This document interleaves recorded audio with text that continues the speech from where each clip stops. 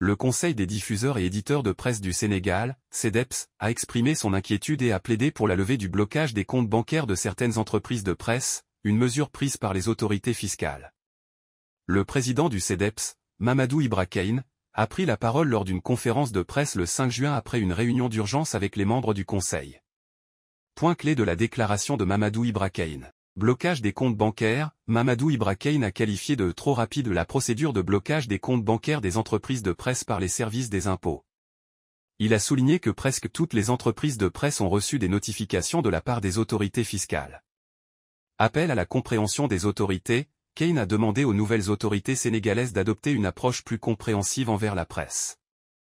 Il a insisté sur le fait que les présidents de la République devraient percevoir la presse non pas uniquement comme une entité politique, mais comme un secteur névralgique nécessitant un soutien et un accompagnement spécifique.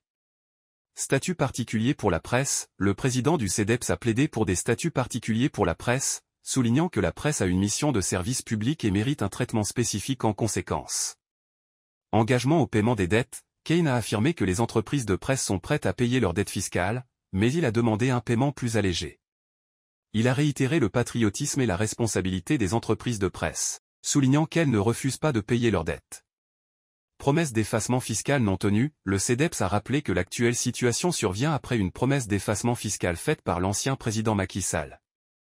Cette promesse, qui devait couvrir jusqu'au 31 décembre 2023, n'a pas été matérialisée, laissant les entreprises de presse dans une situation financière difficile.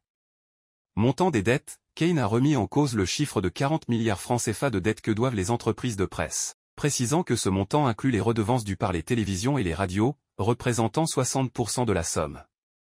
Le CEDEPS appelle donc les autorités à reconsidérer la situation et à lever le blocage des comptes pour permettre aux entreprises de presse de continuer à fonctionner et à remplir leur mission de service public.